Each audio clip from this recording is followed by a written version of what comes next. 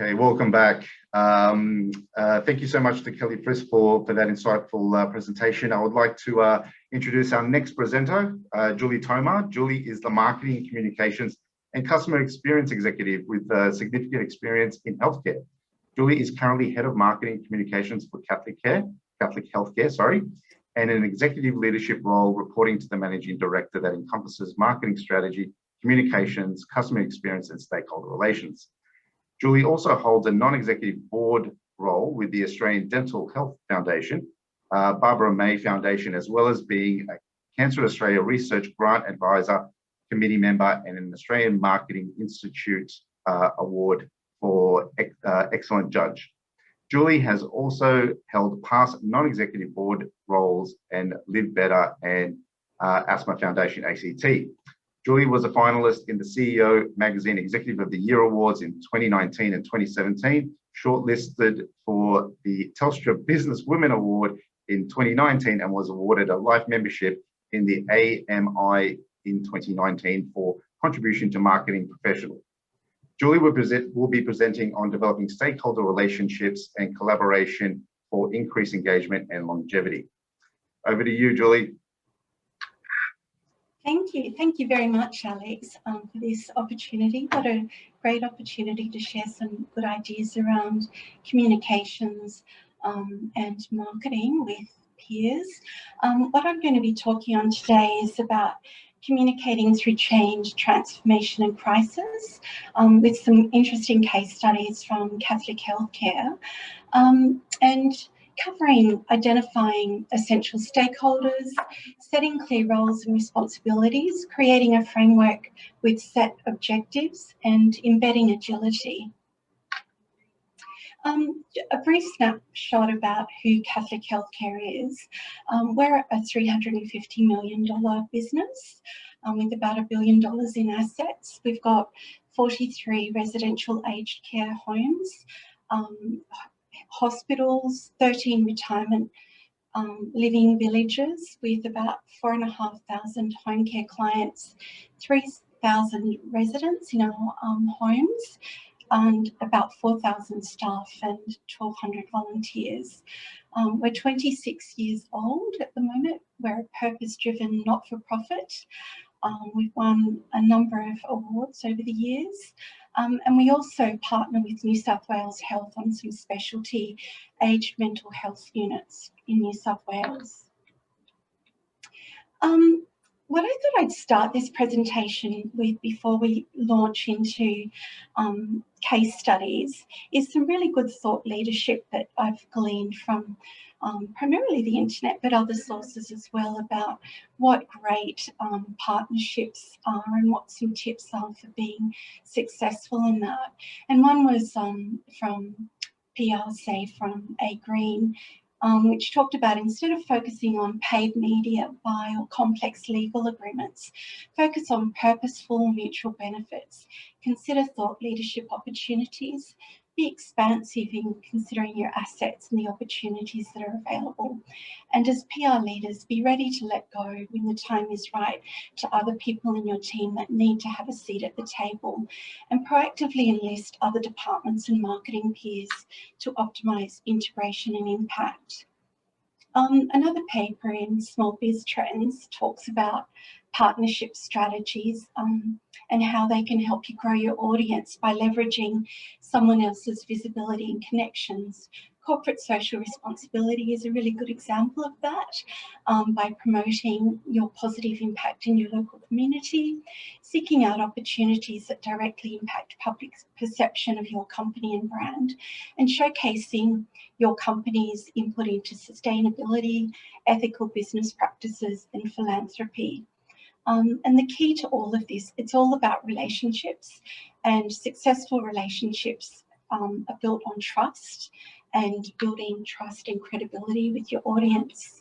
Julie, sorry, if I can just briefly interrupt. If you could just increase the size of your slide, please, to full screen. Yeah, sure. Thank you.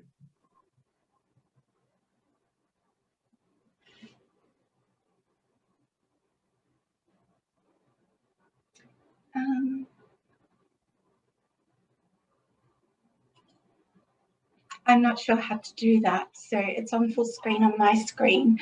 So I'm not sure. There would be a present button at the top or on the bottom, sorry.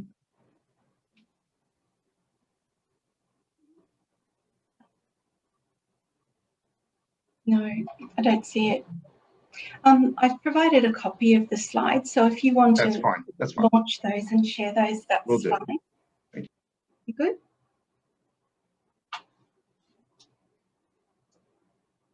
It's certainly full screen on my screen, so That's fine, Julie. That's fine. yeah, okay. All right, another paper is the Drug Network by R. Bateman, and that really talks about the power of partnerships in brand experience and shifting mindset from transactional sponsorship to genuine partnerships. The rules of engagement around finding the right partner, making sure there's a truly aligned with your brand's ethos and values, ensuring everyone's winning, being really transparent and building trust from the outset. Brands need to engage in the right way as well.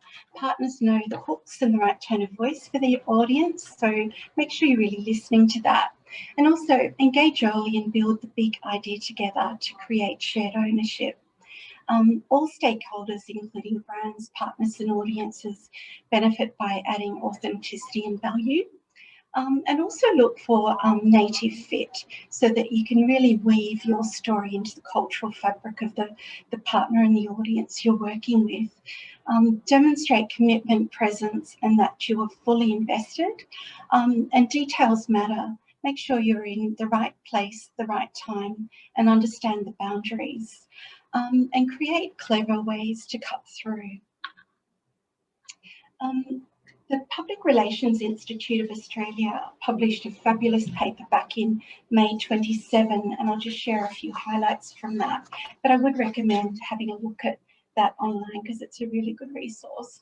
It provides some really good tips and tools for implementing a framework for strategic communications.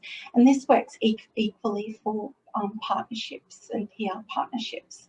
And they recommend that all communication strategic planning should start with SMART communication objectives, which I'm sure many of you are familiar with, which is be specific, be measurable, be achievable, be relevant, make sure that you're really clearly aligned with your organisation's objectives and take into the account needs of interests of stakeholders, and be time bound, set clear deadlines for achievement. This measurement and evaluation model covers the organisation, the context, intended and unintended impacts, and takes you through a journey of organisation objectives, your SMART communication objectives, inputs, activities, outputs, short, medium and long-term outcomes and impact. And then there's another table here that will assist you when you're developing one of those for your organisation around the stages in strategic communication, with key steps and some examples of the type of metrics that you could be using. This is really aligned with some other great work that's been done by the Kellogg Foundation using the program logic model. About identifying strategic communication stages, and that really covers your planned work through to your intended results through inputs, activities, outputs, outcomes and impact. So that's another really great framework and a resource that's out there to assist us. And some other really great simpler models that are available, RACE, ROPE, RAISE and ROSI. So ROSI's here is very simply research, objective, strategy, implementation and evaluation. Sorry, Julie, just if you just go to the display settings at the top of your screen, the little drop down, up a little bit above the slides. Yeah. Sorry, yeah, just where you were back in there. Just the display settings up there, you can do present.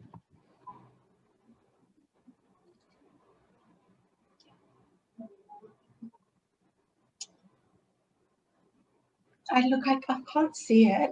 We did have a test and it was working fine. So Yeah, I have sent the deck through to you. So perhaps if you wish to share them, and I'll just talk to them. Just where you had it before, back in that other view, you can just go up to the little top button. So just back to where you were. Yeah. Yep, so just go from current slide there. And then see above your slides there, the little display settings, a little box. Yep, just up to the left. Middle, yep, there we go. Click on that. And yep, that one. Is that better?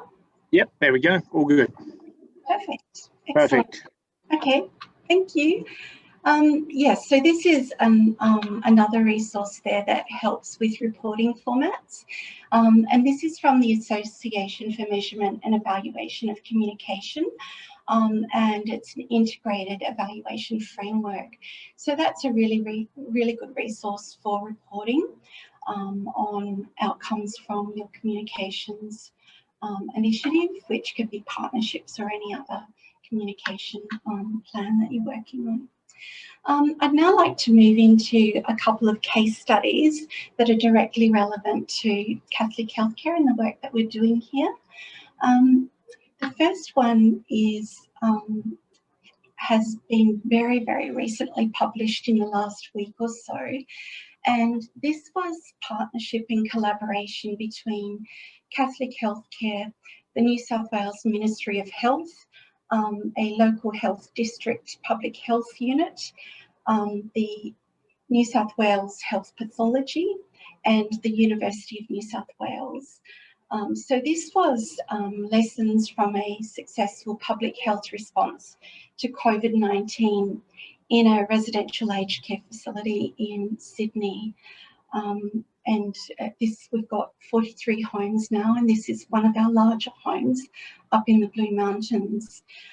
So essentially, many of you will know from the news that we hear every day about outbreaks of COVID in residential aged care have been responsible for 75% of COVID-related deaths in Australia, including 61 in New South Wales and 644 in Victoria. That was at the time of this paper being written. It disproportionately affects older people given the relatively high proportion of comorbidities. European surveillance has shown that COVID-19 mortality rates in these particular settings can be as high as 60%. We've been extremely fortunate that we haven't had any outbreaks and any issues with the 2,500 residents in our care. And this particular study reviewed the preparedness and the response when we had a healthcare worker in one of our large homes in Boddington report as positive to COVID. And this study was provided recommendations to support others' responses and actually guide regulatory reform in this area. So there are a number of different groups who got together very early to set up a coordinated response to this. Within 3 hours of notification, this team was established with representatives from all of the relevant groups, and in line with a regulatory act, we at Catholic Healthcare had oversight of the response activities undertaken within this particular location. The team met daily throughout this response to coordinate the activities. Management prioritised early and open two-way communication with all of our stakeholders. Of note, on the day of the case notification, we explained the situation to every single resident and family contact within the first 24 hours. The service provided communication specialists supported us, and feedback from staff and residents and family throughout the entire process with identifying this particular case and then closing the case off. The amount and the quality and volume of communication was really, really significant. And I think over communicating and being really, really thorough in that helped enormously in moving all of our staff, our families and residents successfully through this particular crisis. If we look at the outcomes, it has been tabled as a best practice case in a well-implemented response with like very, very rigorous pandemic preparedness. So all of the planning and preparation was very, very thorough and in place before we even got notified. Prompt and cautious response from us. And I think I'm highlighting here because it's relevant to this particular audience and this topic, effective two-way communication with stakeholders and open collaborative relationships between Catholic Healthcare and the response agencies was absolutely critical to the success of this particular incident.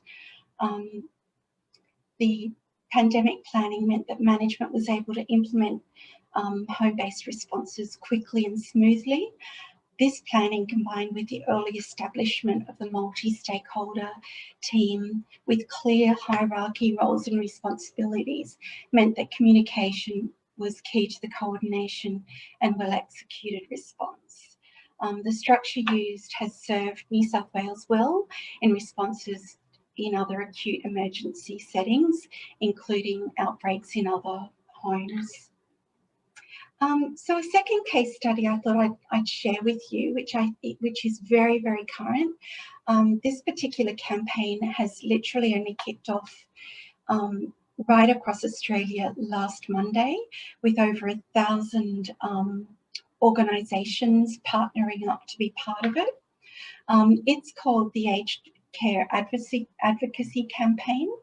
It was headed up initially by AXA, LASA, Uniting Care Australia, Baptist Care, Anglicare and Catholic Health Australia, of which we're a member of.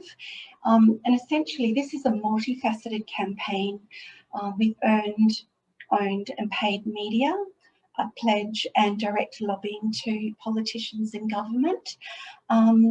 Really using the opportunity while the Royal Commission is wrapping up its findings around aged care and the budget, federal government budget being locked in May, to really make sure that that we transform the way government and Australia is funding aged care in Australia. The first piece of this was some really, really thorough research that shows that funding for aged care in Australia is sitting at about 1.2%, and equivalent countries around the world, the benchmark for that is about 2.5%. So we're significantly underinvesting in this really, really important cohort of senior Australians who've contributed enormously through their taxes and their work over many decades to building Australia in the wealth that we have today.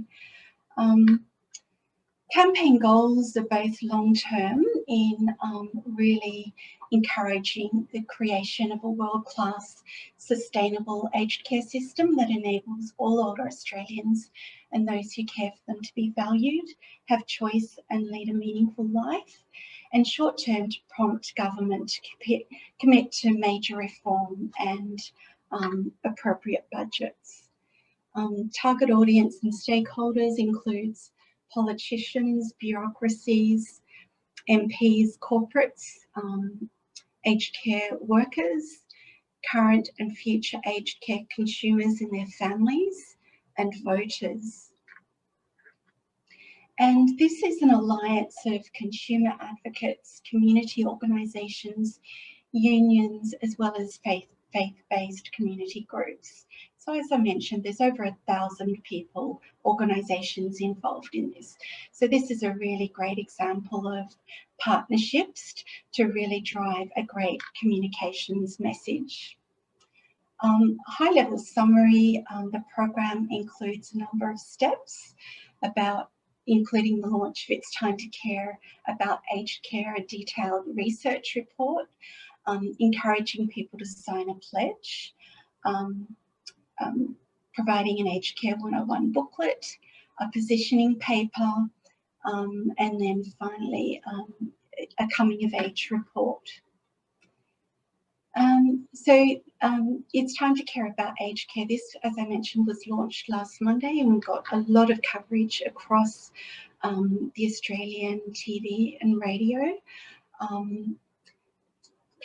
The second component of this particular campaign is based on really authentic case studies from aged care recipients with some really beautiful video content.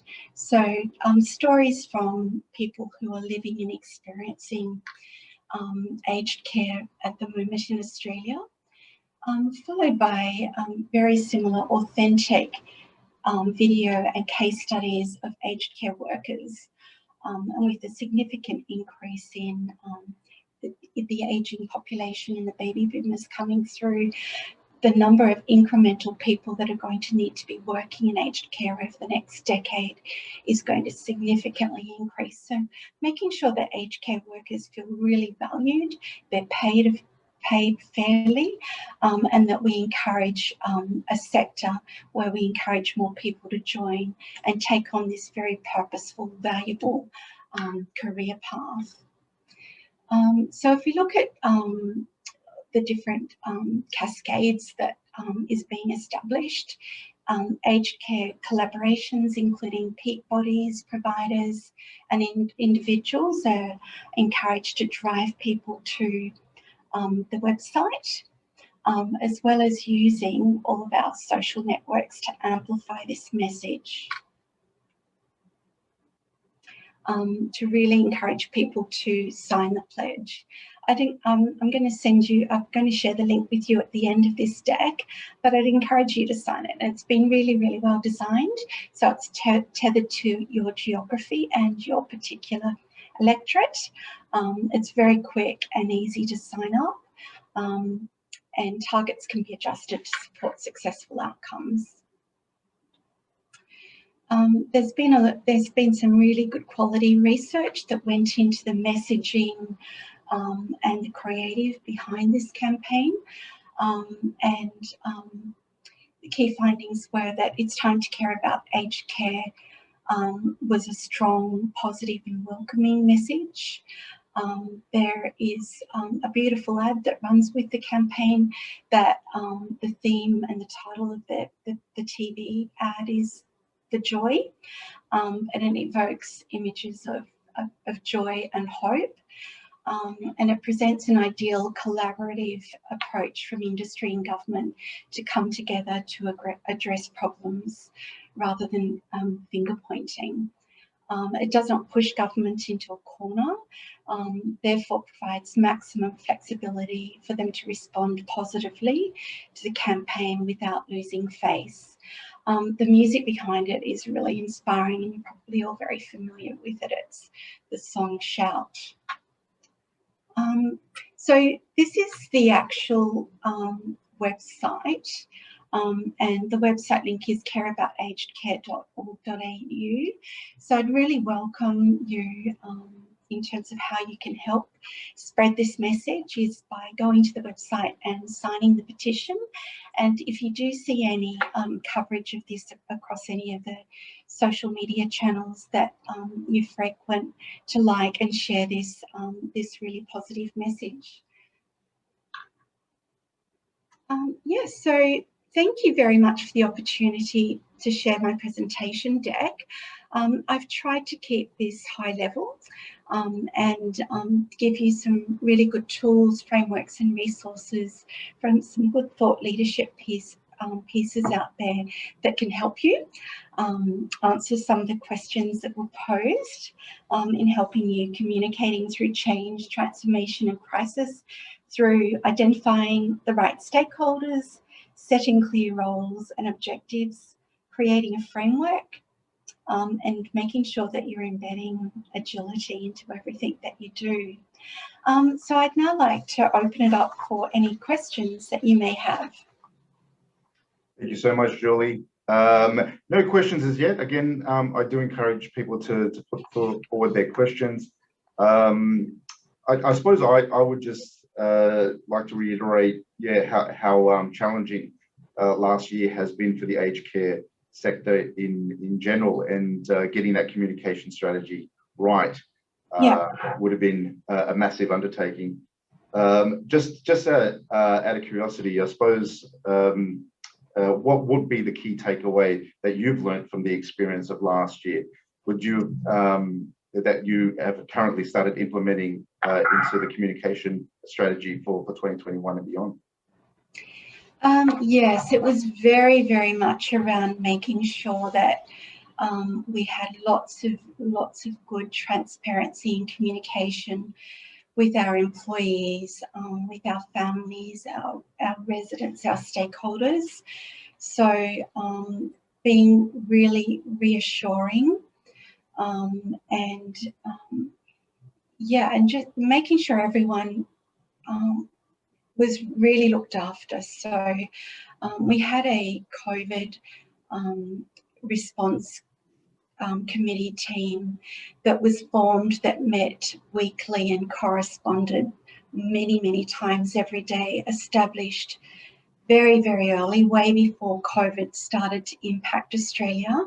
We were watching the US and Europe and saw, particularly in America and the UK, things getting really out of hand very quickly. So we were watching and learning and taking steps miles before we started to see other providers in Australia move on this, and even any direction from government for our particular sector. So I think we took off in terms of preparedness very, very early on this. Last year was, I look back on last year and how incredibly busy it was for our marketing and communications team, and we just worked flat out. And I think it felt like we lived through 18 months in 12 months, and then like in March, all having to move to working from home and remote, and just keeping the lights on, plus positively managing this has been a really good lesson in resilience. Yep. And when we look at our employee engagement scores and our net promoter scores from our clients and our residents, they've come through post-COVID and like measured right. We were still like in COVID, and we still are in many ways. They came through really positive, and we saw a lift, particularly with our clients in home care, in net promoter scores. So to me, that's a strong indicator that all of that hard work from not only our PR and comms team, but all of our operational team and our customer excellence call centre teams worked. And that was a team effort, and just making sure that people felt there was a high degree of transparency and trust and good quality communication at the right time, in the right place, and with the right parameters. Yeah, brilliant, brilliant. I do have a question. Given the sensitivities of the aged care sector, I'd like the idea of not backing government into a corner, given their importance as a stakeholder. Did you consult government on the campaign before it launched? This campaign has been developed by all of the peak bodies, which was AXA, LASA, and our peak body, Catholic Health Australia. And my understanding is they have very, very positive and strong relationships with government and the relevant ministers and departments, and liaise with them regularly. So it was very, very important in the development of this campaign and the messaging that it was designed to be very positive, collaborative, and very clearly not back people into a corner, but just create, using with the Royal Commission findings coming out very shortly, using this as a like a watershed moment in the time in Australia's history to make some real positive change about creating a sustainable and positive future for this sector. And when you look at funding, 1.2% versus global benchmarks of equivalent countries to Australia investing 2.5 million, 2.5% of GDP, there's a gap. And we need to make sure that as a country, as people in aged care, as voters, as politicians, as providers, that we come together and come up with really positive solutions together. Brilliant. If there's any more questions, there is time to submit a few more. But just on that, how critical it is, and especially with the report coming out on the aged care centre, it is an opportunity to kind of reinvent the communication or the image of the Australian aged care sector as well. Yes, very much so. Awesome. So I don't believe there's any more questions. If there are, you can submit them after, and we can pass them on to Julie directly. Yeah. Well, we are heading to lunchtime, so yeah, we are indeed. People will love having that extra 5 minutes. No problem. All right. Well, we'll leave it there, I guess, and we'll thank you, Julie, for your presentation and your time. Very insightful, and again, we'll share that with the delegates and the team. Great, and I look forward to connecting with everyone again for the closing panel session later today. Absolutely. Brilliant. Thank you. Thank you, Julie. See you then. Have a great day. You Bye. too. Bye-bye.